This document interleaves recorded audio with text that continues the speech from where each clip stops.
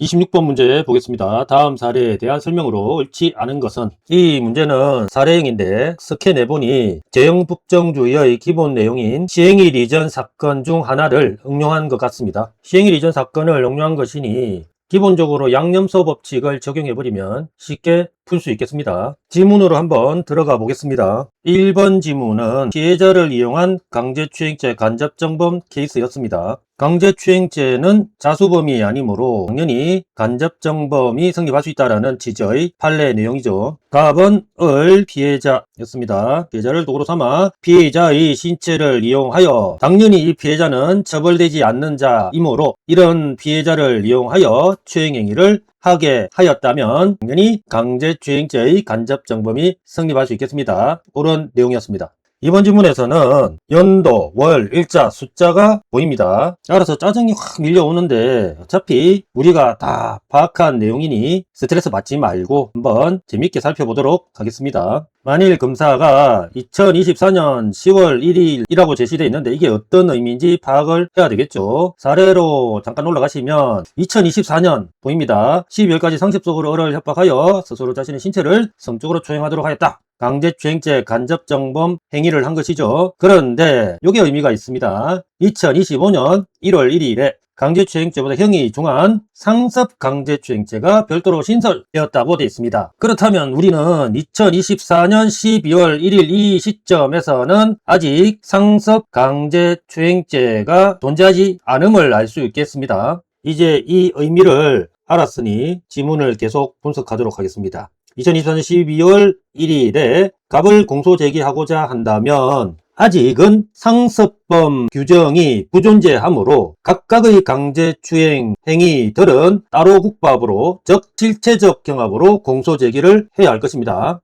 그러므로 각각의 강제추행 행위별로 성립하는 개별 범죄에 대하여 실체적 경합법으로 공소 제기하여야 한다 라는 내용은 옳은 것입니다. 이런 각각의 행위들이 동종 범죄라고 해도 아직은 포괄일죄로 묶을 수 있는 상습범 규정이 존재하지 않기 때문입니다. 3번 질문 보겠습니다. 만일 검사가 2025년 1월 1일, 이제 이 의미를 알고 계시죠? 이때는 이미 상습강제추행죄 규정이 존재하는 시점입니다. 그런데 이때 갑을 신설된 상습강제추행죄로 공소제기할 수 있을까요? 사례를 한번 보겠습니다. 갑은 2022년 1월부터 2025년이 아니라 2024년 12월까지만 추행행위를 했기 때문에 상습강제추행죄는 양에 해당되고, 피고인이 했다라고 하는 2024년 12월까지의 그 추행들은 염소에 해당합니다. 즉 상습강제추행죄 시행일 이전의 이 염소에 해당하는 이 추행행위에 대해서 시행일 이후의 이 양에 해당하는 상습강제추행죄 규정을 적용하면 당연히 소급표 금지 원칙에 반하는 것이 되겠죠. 그러므로 신설된 상습강제추행죄로 공소 제기할 수는 없고 옳은 내용입니다. 그리고 형법의 표준시는 행위시니까 행위시법에 기초하여 강제추행죄로만 공소 제기하여야 하고, 역시 옳은 내용입니다. 이 강제추행 행위를 할 당시에는 분명히 위 상습강제추행죄를 규정한 법이 없기 때문입니다. 즉 강제추행죄는 염소에 해당하는 것이죠. 그리고 당연히 이 소추 요건이라는 것도 실제로 적용되는 범죄를 기준으로 하니까 실제로 적용되지 않는 상습강제추행죄가 아니라 실제로 적용되는 강제추행죄를 기준으로 판단해야 할 것입니다. 그러므로 소추 요건도 상습강제추행죄가 아닌 강제추행죄에 관한 것이 구비되어야 한다라는 내용은 옳은 것이 되겠습니다. 근데 사실 이 소추 요건과 관련된 내용은 현재로서는 별 의미가 없습니다.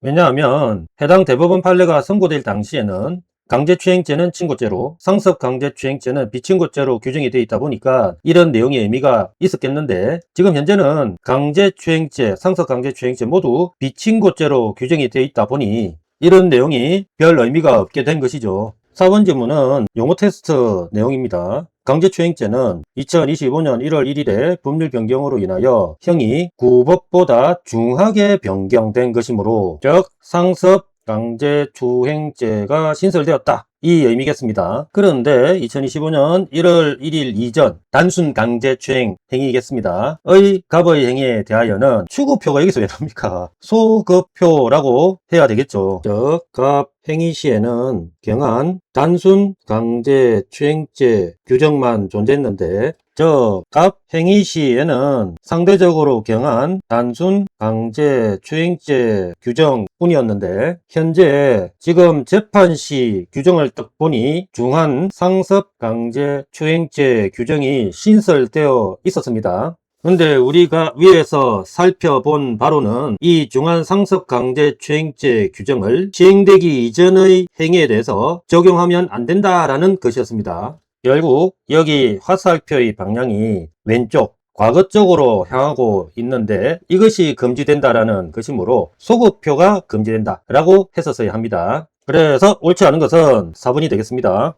27번 문제 보겠습니다. 다음 사례에 대한 설명으로 옳지 않은 것은 이 문제 역시 사례형인데 출제 교수님께서 동심을 파괴하는 혼탁한 영혼의 소유자이신 것 같습니다. 우리는 냉철함을 잃지 않고 순수한 영혼을 유지하면서 한번 풀어보겠습니다. 지문으로 먼저 들어가셔야죠. 1번 갑이 을의 옷을 훔친 행위에 대해 불법 영덕의사 인정 여부에 따라 절도죄, 손괴죄가 성립할 수 있으며 뭔 말인지 위에 동심 파괴 동화를 한번 읽어보러 가야 되겠습니다. 자, 위 사례 보면은 나무꾼 갑 이놈이 한 짓이 이거네요. 선녀와 혼인하기 위해 선녀탕에 놓여있던 을의 날개 옷 다소 다점이 되겠습니다. 훔친 후 그 뒤 놈이었고 갑은 아이 3명을 하며 3년 후 날개 옷을 돌려줄 의사였다. 설사 돌려줄 반환할 의사가 있었다 하더라도 3년이면은 우리 판례 입장에 할 때 상당한 장시간에 해당되므로 불법 영덕 의사 인정 부정, 불법 영덕 의사 인정으로 평가받습니다. 일단 이 정도로 체크하시고 1번 지문 다시 확인하러 가겠습니다. 갑이 을의 옷을 훔친 행위에 대해 불법 영덕 의사 인정 여부에 따라 그렇습니다. 불법 영덕 의사가 인정되면 절도죄가 성립할 수 있고 불법 영덕 의사가 부정된다면 은닉 행위가 문제될 수 있으니까 손괴죄가 성립할 수 있으며 라는 내용은 옳겠습니다. 근데 판례의 태도에 따르면 아까 말씀드린 바와 같이 3년이라는 기간은 상당한 장시간이므로 이런 상당한 장시간 후에 서사 반환할 의사가 있는 경우라도 불법 영덕 의사를 인정하기 때문에 절도죄가 성립한다 라는 내용은 옳은 것입니다. 2번 질문 보겠습니다. 갑은 을이 선녀탕 밖으로 나오지 못하게 하거나 현저히 곤란하게 하였는데 이런 미친 짓을 했죠. 그 뒤 문구들은 어딘가에서 많이 봐왔던 문구들입니다. 바로 밖으로 나가버리고가 아니라 밖으로 나가면 죽어 라고 했던 밖으로 사건에서였죠. 그 뒤 내용들은 당연히 10,000,000번 이상 봐왔던 단골 레퍼토리니까 포인트 잡으면서 눈으로 살포시 절여밟고 가시면 되겠습니다. 강금죄에서 행동의 자유박탈은 반드시 전면적일 필요가 없으며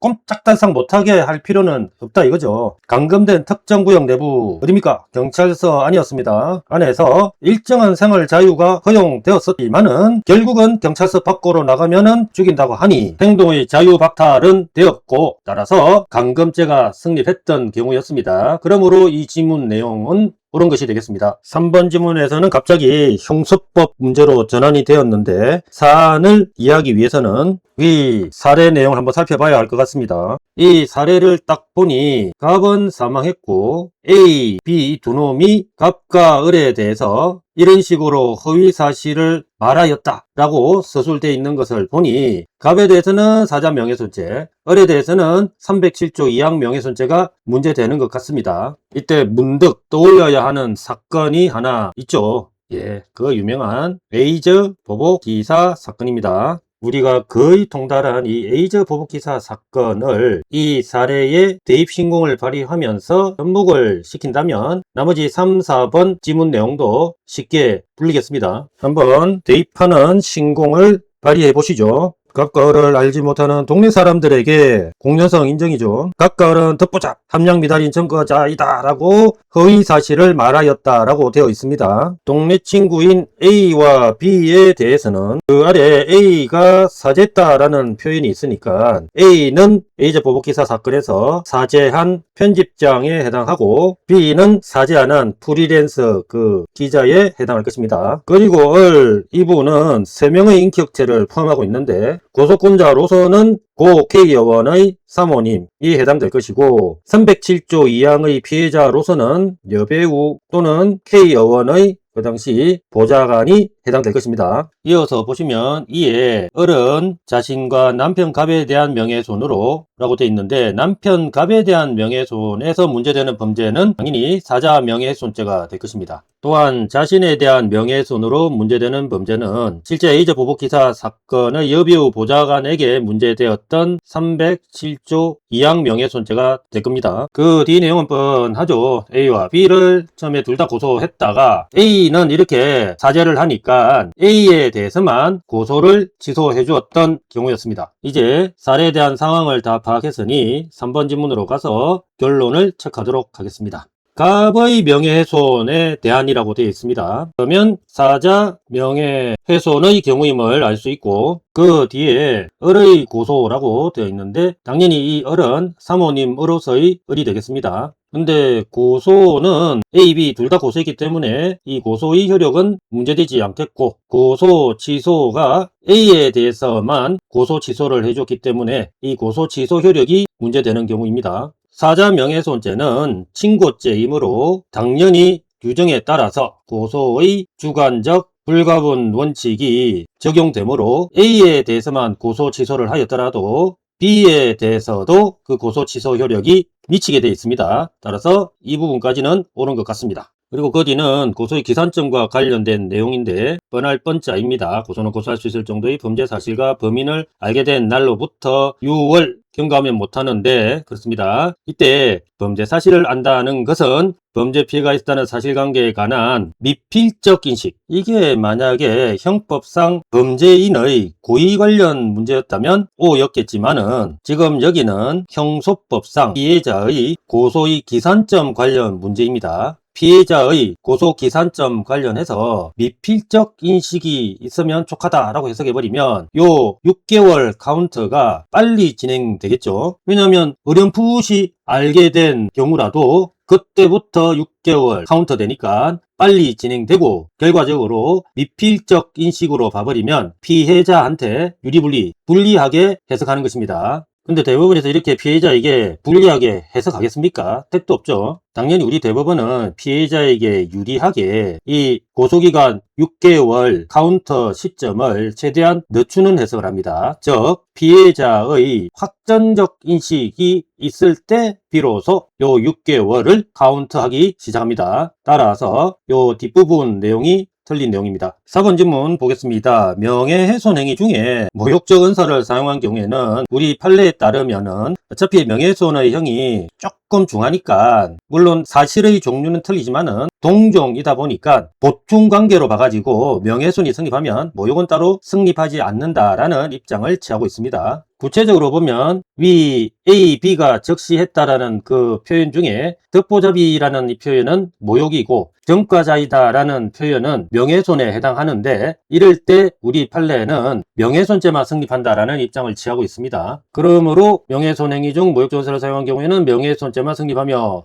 이 표현은 옳은 것이죠. 그리고 그 뒤에 을이 A에 대하여 자신의 명예훼손에 대한, 여기서 자신의 명예훼손은 A적 보복기사 사건에서 여배우 보좌관에게 문제되었던 307조 2항의 명예훼손죄가 될 것입니다. 그런데 이 307조 2항은 친고죄가 아니라 반의사 불벌죄이므로 여기서 고소를 취소, 이 의미는 반의사 불벌죄의 처벌 불은 의사를 표시한 경우에 해당하죠. 근데 아시다시피 처벌 불은 의사의 주관적 불가분 원칙이라는 것은 인정되지 않기 때문에 처벌 불은 의사를 의미하는 고소 취소의 상대방이 아닌 B에 대해는 그 효력이 미치지 않을 겁니다. 따라서 이 지문 내용은 옳은 것입니다. 결국 옳지 않은 것은 3번이 되겠네요.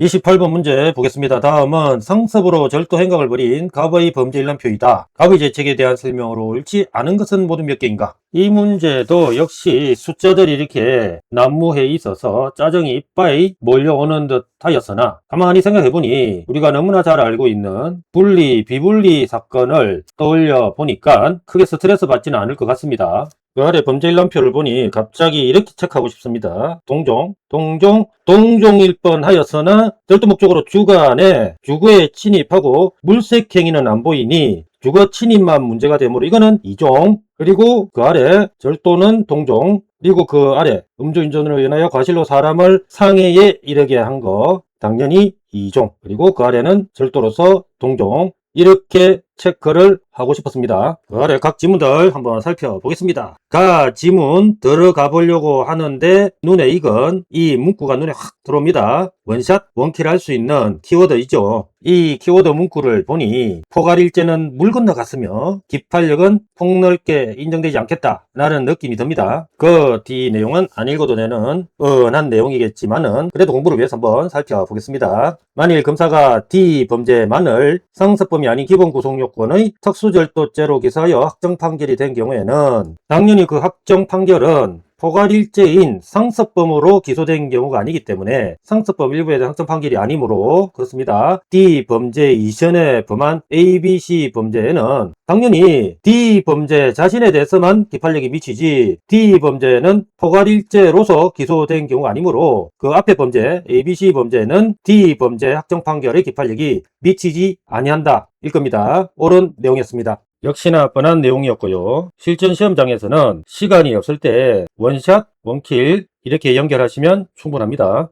지문 보겠습니다. 2024년 6월 29일 행한 이 범죄에 관하여는 어떤 범죄가 문제될까요? 음주운전죄와 업무상 과실치상죄가 일단 문제되는 것으로 보입니다. 이렇게 음주운전죄와 업무상 과실치상죄가 문제가 될 때 이 두 범죄에 관한 재수관계를 판시한 판례는 아직 없습니다. 하지만 이 두 범죄의 재수관계를 확실하게 추론할 수 있는 다른 비슷한 유형의 판례는 있죠. 즉 무면허 운전죄와 업무상 과실치상죄의 재수관계가 문제된 판례는 있었습니다. 그때 판례는 무면허 운전죄는 무면허 상태에서 운전대 딱 잡고 운전을 시작하면은 바로 무면허 운전죄가 성립하는 것이고, 그렇게 운전하던 중에 사람을 실수로 치상을 하게 되면은 업무상 과실치상죄가 성립하는 것이니 당연히 그 두 행위는 완전히 별개 행위다라고 봐서 실체적 경합을 인정했는데, 이 사안도 역시 마찬가지 아니겠습니까? 음주 상태에서 운전대 딱 잡고 운전을 시작하면 이미 음주운전죄는 성립한 것이고, 그 운전 중에 사람을 실수로 치상케 하면은 완전히 별개의 범죄인 업무상 과실치상죄가 성립하는 것이니 이 두 범죄의 재수관계 역시 실체적 경합관계로 보는 것이 타당합니다. 그러므로 이 지문처럼 한 개의 운전행위에 의한 것이라 할 것이므로 아니죠. 두 개의 행위였습니다. 두 죄는 형법 40조의 성상적 경합관계 있다라는 내용은 당연히 틀렸습니다. 다음 지문 보겠습니다. 만일 검사가 2024년 6월 1일 A 범죄와 D 범죄만을 동종이니까 상습으로 엮어서 기소할 수 있었겠죠. 상습 특수절도죄로 기소하여 즉 포괄일죄로 기소를 한 경우입니다. 근데 2024년 7월 3일 이 확정 판결 시점이 제일 중요한 기준 시점이 된다고 했습니다. 7월 3일 확정 판결이 되었다면 확정 판결 이전 사후조 경합범 요건 중 하나입니다. 그런데 비범죄라고 했는데 비범죄가 뭡니까? 요거 절도인데, 그러면 비범죄는 위 A범죄, D범죄와 동종 아닙니까? 동종이면은 경합범 관계가 될 수가 없죠. 포괄일죄 안에 포함되어 있는 범죄일 뿐입니다. 그래서 이 비범죄는 사후적 경합관계가 될 수가 없습니다. 반면에 C범죄가 요거였죠. 2종에 해당한 주거침입 범죄였습니다. 이 경우는 당연히 2종이므로 이 포괄일죄 안에 포함될 수가 없죠. 따라서 이 경우는 당연히 상습 특수절도죄와 사후적 경합범 관계에 있게 됩니다. 전체적으로 비범죄, 이것 때문에 틀린 내용이 되겠습니다. 지문 보겠습니다. 만일 위의 다에서 확정 판결이 있는 경우에는 그 확정 판결 전의 범죄 사실과 F 범죄 사실, 이 뭡니까? 이거 야침절이네요. 의 일제성은 이 경우는 위 가 지문의 경우와는 달리 상습 특수절도죄라는 상습범으로 즉 포괄일죄로 기소가 된 경우이므로 그 전의 범죄 사실에 대해서는 기판력이 당연히 미치고, 그 이후 범죄 사실인 이 F 범죄 사실에 대해서는 기판력이 미칩니까? 안 미칩니까? 안 미치게 되죠. 따라서 이러한 현상을 우리는 분리 또는 분단 이렇게 불렀습니다. 그러므로 추가로 발견된 확정 판결 후의 F 범죄는 당연히 기판력이 미치지 않으니까 그것과 경합범 관계에 있는 별개의 상습범이 됩니다. 따라서 검사는 F 범죄를 당연히 기판력이 안 미치니까 별개의 독립된 범죄로 공소제기할 수 있는 것이죠. 옳은 내용이었습니다. 결국 옳지 않은 것은 다 두 개입니다. 29번부터 형속범 문제로 들어가 보시죠. 29번 강제수사에 대한 설명으로 옳지 않은 것은 1번 지문은 좀 졸렬하지만은 굿배드 법칙 적용해버리면 원샷, 원킬 할 수 있습니다. 없거나 부족. 왠지 굿해 보입니까? 배드해 보입니까? 그렇죠. 배드, 위법적법, 위법. 이렇게 결론 내리시면 쉽게 풀 수 있습니다. 그래도 너무 졸렬하다고 또 비판하실 것 같아서 한번 공부를 하는 의미에서 살펴보겠습니다. 형사법 123조 제2항에서 정한 타인의 주거 간수자 있는 가옥 건조물 항공기 또는 괜히 읽었다는 느낌이 듭니다. 선박 차량 안에서의 압수수색 영장의 집행에 참여가 필요하죠. 모르면 간첩. 주구조 등이나 이웃 등이 참여하였다고 하더라도 이 참여가 의미가 있어야 될 거 아닙니까? 얘들이 또라이라면 참여가 의미가 없는 것이죠. 그런 취지의 판례입니다. 그 참여자에게 최소한 압수수색 절차 의미를 이해할 수 있는 왠지 뭔가 이해해 줄 것 같고 왠지 포근하고 그런 느낌의 문구 아닌가요? 이게 굿으로 우리는 평가를 합니다. 그런데 이런 굿 정도의 능력이 없거나 부족하니까 배드 위법한 겁니다. 이 없거나 부족한 경우라면 참여가 없는 경우하고 마찬가지로 위법이다 라고 보는 것이 우리 판례 입장입니다. 따라서 압수수색 절차의 적법 요건이 갖춰졌다고 볼 수 없다 라는 내용은 옳은 것이겠죠. 이번 지문 역시 졸렬하지만은 원샷, 원킬 할 수 있는 내용입니다. 속행 사건입니다. 이 속행 누구 마음대로? 판사 마음대로입니다. 판사 마음대로, 판사 재량으로 했는데 이걸 갖다가 위법이다. 잘도 하겠습니다. 판사 자신들을 올가매는 그러한 결정은 가급적이면 하지 않습니다. 즉 판사들의 허물은 잘 덮어두는 경향이 있다라는 점만 알면은 이 지문 내용 금방 풀립니다. 속행하였다는 그 사정만으로 위법 아니죠. 위법한 구속이라고 할 수 있다. 틀렸습니다. 그래도 또 비난하실 것 같아서 검토해 보겠습니다. 긴급 체포 후 구속영장이 청구된 피의자에 대한 구속 전 피의자 신문 절차를 진행하면서 역시 왠지 괜히 같다 또 그런 느낌이 듭니다. 이미 다 결론 내버렸는데 당일 신문을 종결하지 않고 속행하여 그 다음날 신문이 종결되어 구속영장이 발부되고 집행된 경우 물론 피의자 입장에서 이런 경우 좀 열받겠죠. 왜냐면은 구속영장 없이 불법 구금된 기간이 늘어난 경우 아닙니까? 하지만 판사들의 허물은 잘도 덮어주고 갑니다. 별다른 사유 없이 신문 절차가 지연되어 영장이 발부되지 않은 상태로 피의자 신체자에게 실질적으로 불법 구금에 해당한다고 볼 정도로 장기간 제한되는 것이 아니라 하더라도 판사의 잘못을 덮어두기 위한 정말 처절한 그런 어떤 노력이 보이는 그런 문구들이죠. 그래, 너것동 골다입니다. 결국 하더라도 신문기를 속행하였다는 그 사정만으로 결론적으로 위법한 구속이라고 할 수 없다라는 것이 우리 판례 입장입니다. 3번 지문 역시 원샷, 원킬 할 수 있죠. 지방법원 판사의 결정, 특히 영장과 관련된 결정, 엔간해서는 불법할 수 없다 입니다. 옳은 것입니다. 그 이유는 이런 지방법원 판사, 즉 수임 판사의 결정에 대해서는 강력하게 신속한 재판의 원칙을 적용하는 경향이 있기 때문입니다. 그래서 엔간해서는 이런 지방판사 결정에 대해서는 불법할 수가 없는 것이 원칙입니다. 4번 지문도 역시 유류물 사건으로서 원샷, 원킬 할 수 있는 내용입니다. 압수물 중에서 이 유류물을 가장 불이하다라고 생각하시면서 유류할 때의 유를 유도리 유로 기억하시면 충분할 것 같습니다. 한번 살펴볼까요? 범죄 수사에 정보조작 매체 압수가 필요하고 정보조작 매체를 소지하던 사람이 그에 관한 권리를 포기했다고 하지 않습니까? 포기한 것으로 인식, 사실상 같다라고 보시면 되겠습니다. 할 수 있는 경우에는 수사기관이 형소법 218조에 따라 피의자 기타 사람이 유류한 정보저장 매체를 영장 없이 압수할 때 이런 제한 조건들이 다 유도리 있게 풀리죠. 해당 사건과 원래 유관무관 법칙 적용돼야 되는데 관계가 있다고 인정할 수 있는 것에 압수 대상이나 범위가 원칙적으로 한정되어야 하죠. 근데 이럴 필요도 없는 것이 바로 유리물입니다. 한정된다거나 또 참여권자의 참여가 원칙적으로 필수적 아닙니까? 근데 필수적인 것은 아니다 라고 평가 받는 것이 바로 이 유도리유의 유리물입니다. 옳은 내용입니다. 그렇다면 옳지 않은 것은 2번이 되겠습니다. 30번 문제 보겠습니다. 압수수색에 대한 설명으로 옳지 않은 것은 1번 지문은 진짜로 모르면 간첩인 바로 양념서 법칙을 적용해버리면 1초도 아니 한 0.7초 만에 풀 수 있는 그런 내용이죠. 좀 식상한 감이 없지 않지만은 그래도 확인 차원에서 한번 살펴보겠습니다. 압수 영장에 압수할 물건을 압수 장소에 뭐라고? 보관 중인 물건이라고 기재하고 있다고 하지 않습니까? 이게 양입니다. 그런데 이것을 압수 장소에 현존하는 물건으로 해석할 수 있습니까? 택도 없는 소리입니다. 이거 염소입니다. 근데 해석될 수 있고 틀렸습니다. 이것이 비압수자 등에게 불리한 내용으로 확장 또는 유추 해석하는 것은 아니다가 아니라 이다죠.